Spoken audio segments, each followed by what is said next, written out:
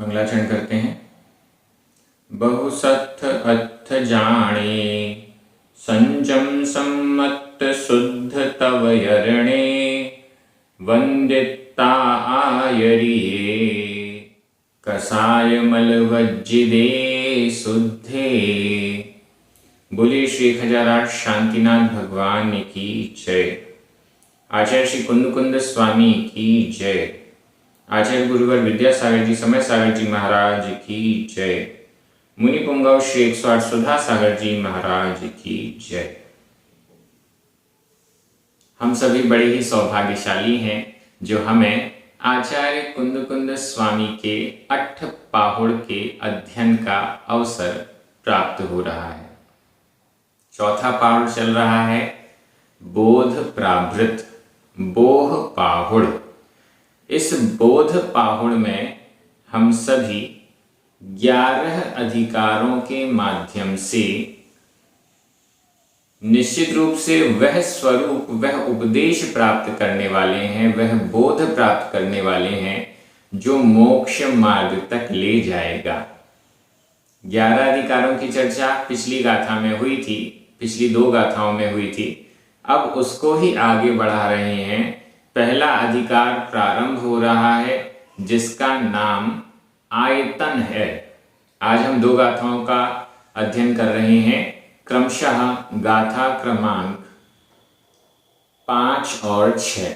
दोनों गाथाएं देखने में बड़ी सरल हैं, लेकिन समझने में थोड़ा सा हमें ध्यान अच्छे से लगाना पड़ेगा। चलिए प्रारंभ करते हैं। गाथा क्रमांक 5। उच्चारण। मण मण, वयण वयण, काय काय, दव्वा दव्वा। मण वयण काय दव्वा, मण वयण काय दव्वा।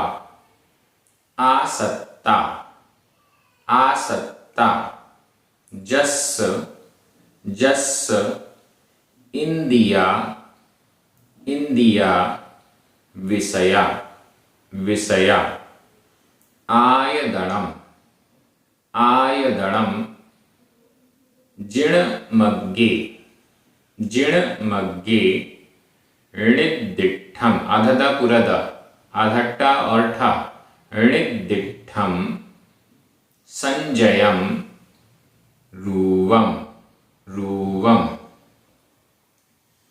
मणवयण काय दव्वा मणवयण काय दव्वा।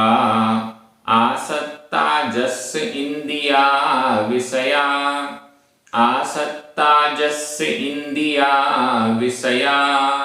आयदणम जिणमग्गे आयदणम जिणमग्गे। ऋणिदिट्ठम संजयम रूवम ऋणिदिट्ठम संजयम रूवम। गाथा बहुत सरल है, एक एक शब्द क्लियर है, सामने है। मण वयण काय दव्वा, दव्वा द्रव्य, मण मन द्रव्य मनोद्रव्य, वयण वचन वचन द्रव्य, काय काय द्रव्य, मनोद्रव्य वचन द्रव्य और काय द्रव्य। नीचे लिखा हुआ है आयदणम, आयतन है। आयदणम आयतन है, आयतन है। जिणमग्गे, जिन मार्ग में। ये जो द्रव्य कही जा रही हैं, मनोद्रव्य वचन द्रव्य और काय द्रव्य, ये द्रव्य आयदणम आयतन है, स्थान है। मन वचन और काय आयदणम आयतन है, स्थान है। जिणमग्गे, जिन मार्ग में। जिणमग्गे, जिन मार्ग में ये जो द्रव्य हैं आयदणम आयतन है। ध्यान से समझिएगा, थोड़ा सा कंफ्यूजन हो सकता है। ऋणिदिट्ठम, निर्दिष्ट किया गया, उपदिष्ट किया गया, कहा गया। निर्दिष्टम कहा गया। निर्दिष्टम यह भूतकालिक कृदंत का अनियमित प्रयोग है। निर्दिष्टम निर्दिष्ट किया गया, कहा गया। संजयम रूपम, संजयम रूपम मन, वचन और काय द्रव्य जो है, मनोद्रव्य, वचन द्रव्य और काय द्रव्य, जब ये संजयम रूपम, संजय संयमी, संजय जय करने वाले, जीतने वाले, रूपम रूप में होते हैं, तो आयदणम आयतन, जिणमग्गे, निर्दिष्टम जिन मार्ग में निर्दिष्ट किए गए हैं। जब यह मनोद्रव्य, वचन द्रव्य और काय द्रव्य संजयम रूपम, संजय रूप को, अच्छी प्रकार से जीतने वाले रूप यानी स्वरूप को प्राप्त होता है, तब उसे आयदणम आयतन कहते हैं। किसको जीतना है? दूसरे चरण पर आइए। आसक्ता जस् इंद्रिया विषया, जस् जिसके, जस् जिसके, इंद्रिया विषया इंद्रियों के संबंध वाले, विषया विषय, जस् जिसके, इंद्रिया विषया इंद्रियों वाले विषय, आसक्ता आसक्ता जो कि आसक्त हैं, जो कि जुड़े हुए हैं। यहां आसक्ता का मतलब आसक्त नहीं है, यहां अर्थ है जुड़े हुए। इंद्रिया विषया इंद्रियों के जो विषय, कौन से इंद्रियों के विषय हैं? मन संबंधी इंद्रियों के विषय, वचन संबंधी और काय संबंधी। मन से जुड़े हुए इंद्रियों के विषय, वचन से जुड़े हुए इंद्रियों के विषय और काय यानी शरीर से जुड़े हुए इंद्रियों के विषय, जस जिसके, संजय रूपम संयत रूप को प्राप्त हैं, वह आयदणम आयतन है। फिर से, जस जिसके, इंद्रिया विषया इंद्रियों के विषय, जिसके, अब जिसके का अर्थ हम लगाते हैं मुनि महाराज, क्योंकि इंद्रियों के विषयों को संजय करना, जीत लेना, कंट्रोल में कर लेना, ये तो मुनियों के द्वारा ही संभव है। जस जिसके, जिन मुनिराज के, इंद्रिया विषया इंद्रियों के विषय, या यूं करें इंद्रिया आसक्ता विषया इंद्रियों में आसक्त विषय, इंद्रियों से संबंधित विषय, संजय रूपम संयत रूप को प्राप्त हैं, उसका मनोद्रव्य, वचन द्रव्य और काय द्रव्य आयदणम आयतन है। ऐसा जिणमग्गे जिन मार्ग में निर्दिष्टम निर्दिष्ट किया गया, कहा गया। एकदम परफेक्ट अर्थ आपके सामने आया है।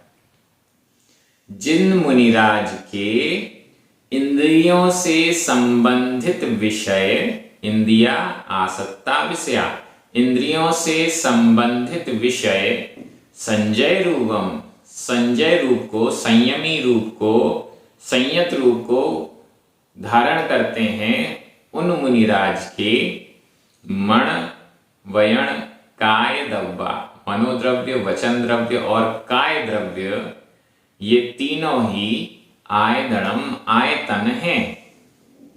जिणमग्गे जिन मार्ग में ऐसा कहा गया। आयतन है, हमने कहा था आयतन मतलब स्थान, धर्म का स्थान। जिसने अपनी इंद्रियों को जीत लिया है, इंद्रियों के विषय को जीत लिया, जिसने अपनी इंद्रियों से संबंधित विषयों को कंट्रोल में कर लिया है, जीत लिया है, ऐसे मुनिराज का मनोद्रव्य, वचन द्रव्य और काय द्रव्य भी आयतन है, धर्म का स्थान है। उनका मन भी धर्म का स्थान है, वचन भी धर्म का स्थान है, आयतन है, और काय यानी शरीर भी धर्म का आयतन है, धर्म का स्थान है। बड़ी गजब की गहराई से चिंतन करने पर हमें यह गाथा समझ में आएगी। हम समझते हैं कि धर्म के आयतन मंदिर आदि हैं, ग्रंथ हैं और भी चीजें, इनको हम धर्म का आयतन बोलते हैं। सामान्य दृष्टि से इसे हम आयतन बोलते हैं। लेकिन यहाँ पर जिस गहराई से कहा जा रहा है, मुनियों के लिए भी संबोधित किया जा रहा है कि जो मुनिराज, जिन मुनिराज के इंद्रियों के विषय कंट्रोल में हैं, जिन्होंने इंद्रियों के विषयों को जीत लिया है, उनका मन भी आयतन है, उनका वचन भी आयतन है और उनका शरीर भी धर्म का आयतन है, जिनमार्ग में आयतन है, ऐसा कहा गया। आयतन धर्म का स्थान। अब धर्म का स्थान, इंद्रियों के विषय, थोड़ा सा और विश्लेषण कर लेते हैं। इंद्रियां 5 होती हैं। स्पर्शन इंद्री का विषय स्पर्श, 8 प्रकार के जो स्पर्श हैं वो स्पर्शन इंद्री के विषय। रसना इंद्री के विषय रस, 5 प्रकार का रस। घ्राण इंद्री का विषय सुगंध और दुर्गंध। चक्षु इंद्री का विषय वर्ण, कलर जो हमें दिखाई देते हैं 5 प्रकार के, और इनको मिक्स करें तो अनेक प्रकारों के। और कर्ण इंद्री का विषय शब्द जो हमें सुनाई देते हैं। इन इंद्रियों से संबंधित विषयों को जिसने संजय जीत लिया है, कंट्रोल में कर लिया है, कैसा भी स्पर्श हो, कोमल हो या कठोर हो, उसके प्रति उनका कोई राग द्वेष नहीं है, समदृष्टि है। कैसा भी शब्द हो, सुनने में मधुर हो या कर्कश हो, उन्हें इससे कोई फर्क नहीं पड़ता। ऐसे मुनिराजों का मन भी आयतन है, वचन भी आयतन है और काय यानी शरीर भी आयतन है, जिनमार्ग में। ऐसा आचार्य कुनकुन स्वामी कह रहे हैं। मनोद्रव्य, वचन द्रव्य और काय द्रव्य, ये भी आप समझते हैं। जो मन यानी जिससे चिंतन किया जाता है, हमारे ग्रंथों में स्वरूप दिया है, अष्ट पाखुड़ी के आकार वाला वह मन होता है, हृदय स्थल पर होता है या जिस भी अलग अलग स्थल पर वो डेवलप होता है, वह मन है। वचन, जैसे हम बोल रहे हैं, मुख से जो वचन निकल रहे हैं, शब्द निकल रहे हैं, ये वचन है। और काय यानी ये पूरा शरीर, ये तीनों ही धर्म के जिनमार्ग में आयतन है, ऐसा कहा गया है। इसीलिए हम सभी जब मुनि महाराज की सेवा वैयावृत्ति करते हैं तो हम धर्मायतन की, जिनमार्ग के आयतन की सेवा वैयावृत्ति कर रहे हैं, ऐसा समझना चाहिए। बहुत अच्छी गाथा है, चिंतन के योग्य है। एक बार में समझ में नहीं आएगी, ये तो मैं समझ रहा हूं। निश्चित रूप से आपको थोड़ा 2-3 बार सुनना और समझना पड़ेगा। बोध पाहुड़ में गहरा गंभीर चिंतन हमें करना जरूरी है।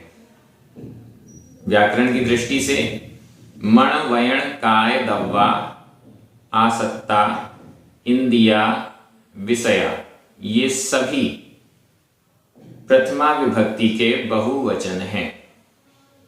जस षष्ठी विभक्ति का एक वचन है। आयदणम, संजयम, रूवम, णिदिठम, ये सभी प्रथमा विभक्ति के एक वचन है। जिणमग्गे सप्तमी विभक्ति का एक वचन है। णिदिठम और आसत्ता, ये दोनों ही भूतकालिक कृदंत के अनियमित प्रयोग हैं। मैं एक बार हिंदी अर्थ कर रहा हूं, आपकी नजर प्राकृत शब्दों पर जानी चाहिए। जिसके इंद्रियों से संबंधित विषय संयत रूप को प्राप्त कर चुके हैं, वह उसका मनोद्रव्य, वचन द्रव्य और काय द्रव्य आयतन है, जिन मार्ग में आयतन है ऐसा कहा गया। बड़ी अच्छी गाथा है। और स्पष्ट हम कर रहे हैं अगली गाथा में। गाथा क्रमांक 6, उच्चारण। मय, मय, राय, राय, दोष, दोष, मोहो, कोहो, लोहो, य, जस्स, आधा सा पूरा सा, जस्स, आयत्ता, आधा ता पूरा ता, आयत्ता, पंच महव्वय, आधा वा पूरा वा, पंच महव्वय धारा, पंच महव्वय धारा, आयदणम, आयदणम, महर्षि, महर्षि, भणियम, भणियम।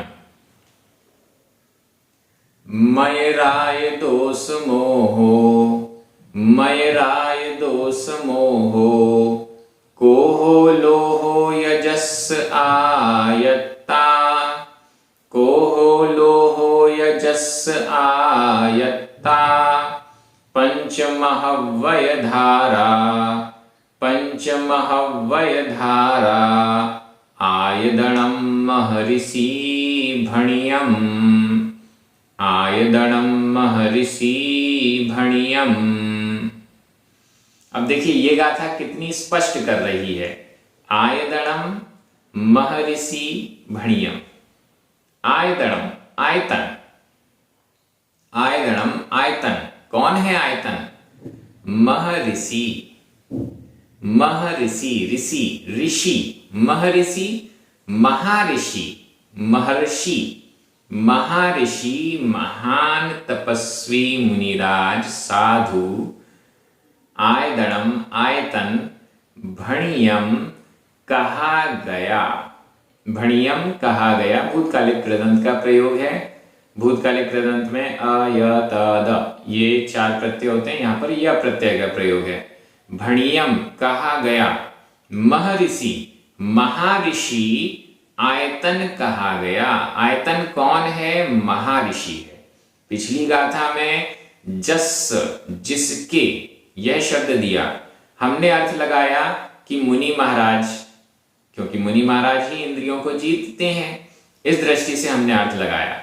अब इस गाथा में एकदम स्पष्ट कर दिया आयतन कौन है? महर्षि, महर्षि, महान तपस्वी साधु ही आयदणम आयतन है। उनका मनोद्रव्य भी आयतन है, उनका वचन द्रव्य भी आयतन है, और उनका काय द्रव्य भी आयतन है। ऐसे महर्षि, ऐसे महर्षि, महान तपस्वी मुनिराज, इनका पूरा स्वरूप ही आयतन का स्वरूप है। और ये भणियम कहा गया है। कैसे हैं वो? पंच महव्वय धारा। एकदम सिंपल। पंच 5, महव्वय महाव्रत, धारा धारने वाले, धारण करने वाले। 5 महाव्रतों को धारण करने वाले, 5 महाव्रत जिन्होंने पालन कर रहे हैं, 5 महाव्रतों को जिन्होंने धारण किया हुआ है, ऐसे महर्षि आयदणम आयतन कहे गए। 5 महाव्रत कौन से हैं? आपको याद हो गया होगा। अहिंसा महाव्रत, सत्य महाव्रत, आचौर्य महाव्रत, ब्रह्मचर्य महाव्रत और अपरिग्रह महाव्रत। ये 5 महाव्रत हैं। 5 पापों का त्याग कर देने से, पूर्ण रूप से 5 पापों का त्याग करने पर 5 महाव्रत कहलाते हैं। ऐसे 5 महाव्रतों को जिन्होंने धारण किया हुआ है, वे महर्षि आयतन हैं, ऐसा कहा गया। और क्या है? जस आयत्ता, जस जिसके, आयत्ता आयत्त हैं, स्वायत्त हैं, कंट्रोल में है, जिसके कंट्रोल में है। कौन कौन कंट्रोल में है? मय, मद, राय, राग, दोष, द्वेष, मोहो मोह, कोहो क्रोध, लोहो लोभ। या यानी और जस जिसके मद, राग, द्वेष, मोह, क्रोध, लोभ ये सभी आयत्ता, आयत्त हैं, कंट्रोल में है।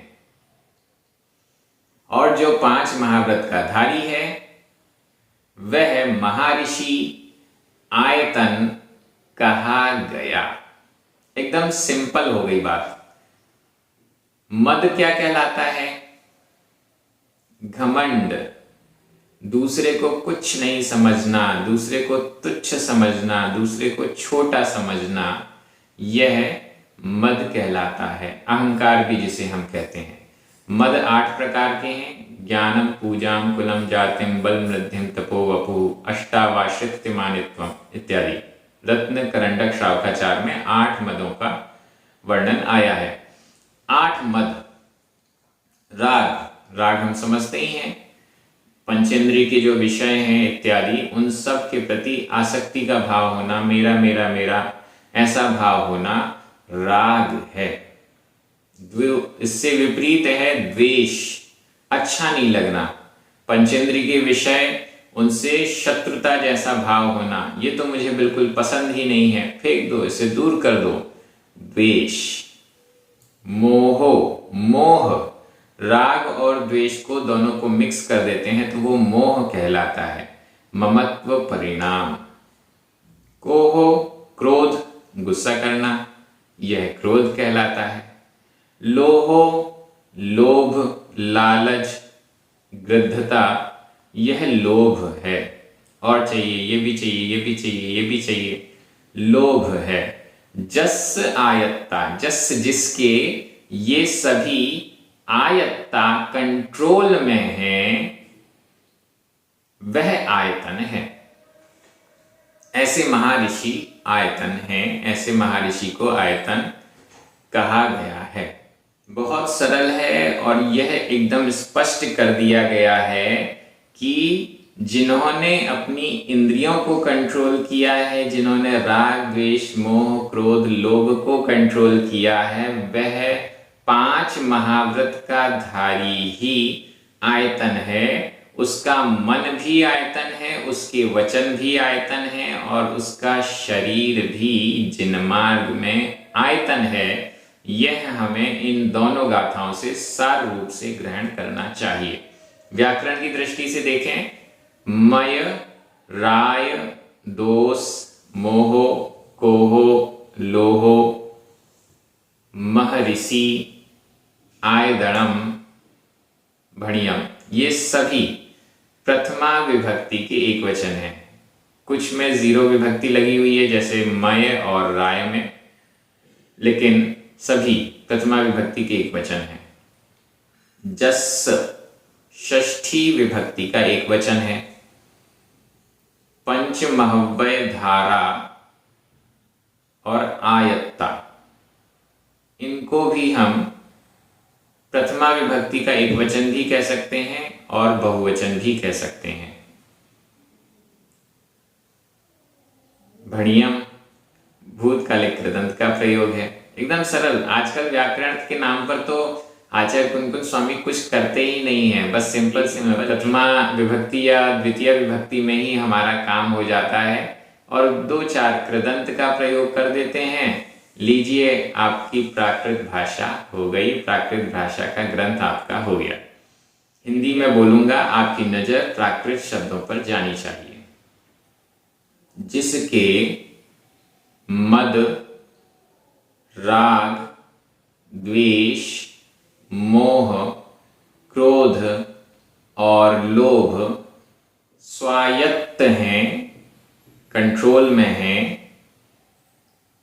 5 महाव्रत का जो धारण करने वाला है, ऐसा महर्षि आयतन कहा गया।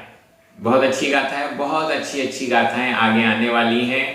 उत्साह बढ़ता जा रहा है, सभी को अच्छा लग रहा है। एक एक शब्द से अर्थ को समझना एक नई विधा है और नया इंटरेस्ट सभी में पैदा हो रहा है। ये बहुत अच्छी बात है। जो लोग अभी तक नहीं जुड़े हैं उनको भी बोध पाहुड़ के स्वाध्याय से जोड़िए। जिसने अभी तक नियम नहीं लिखकर भेजा है वो कमेंट बॉक्स में जरूर लिखे। 9 बार नमोकार मंत्र पढ़िए। जिनवाणी माता की जय। सभी को जय जिनेंद्र।